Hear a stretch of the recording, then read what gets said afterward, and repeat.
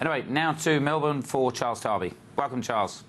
G'day guys, how you doing? Thanks for squeezing us in. We know you've got a busy schedule there, Charles. How's things in the market for all your numbers? Yeah, all pretty good, pretty steady. Chris, Stuart, Hi, Chris. g'day, how you going?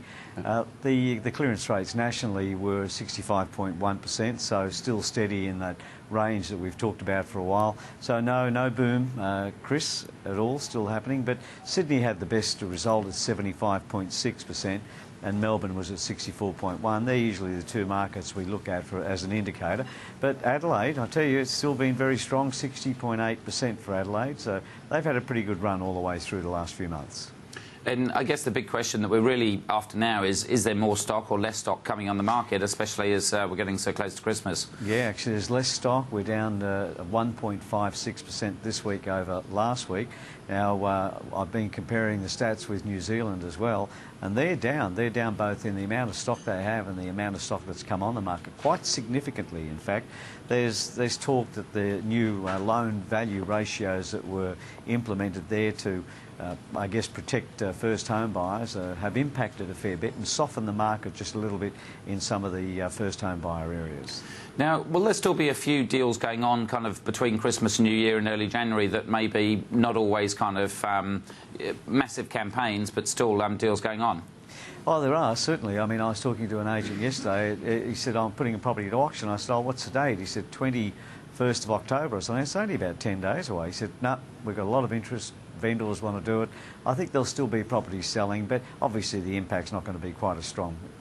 Yeah, so still if your buyers out there, still keep an eye on the market. Yeah. And what about rents out there for the investors? Yeah, they've been moving along steadily again. We haven't had that dramatic shift that we were looking at before. You've still got Sydney in the high 12%, and Melbourne at 7.37%, and Perth sitting at 18.71%. Overall, the rental market's still moving along pretty well, sitting at 13% average for the year to date from the records we've been keeping. So nothing spectacular, but still steady.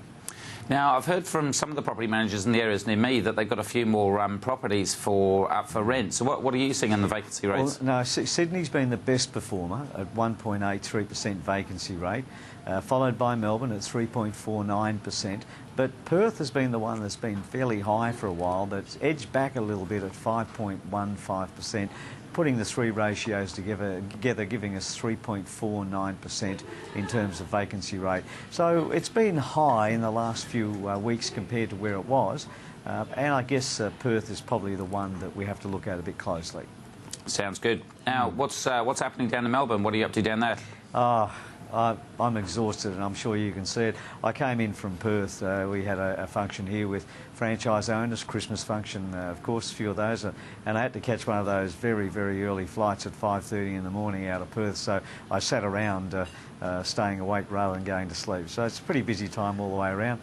Almost trying to keep up with Tom Panos and his travels, of course. See, that's the only downside about having such a big real estate network is you've got to do all these Christmas parties and go all the way around the country. Yes, I know. It's just not something I like doing, Chris. That's right. I can always fill in for you, Charles, if you need some help. Thank you. And Chris, thanks very much for having us on the show and giving us a chance to present the numbers that Century 21 brings, and also thanks to Jade and the guys in the production room for all their work over the year. And thank you for RP Data for losing the Century 21 bet this year and paying for dinner. Oh, thank you. Yes, they certainly lost the bet by a country mile.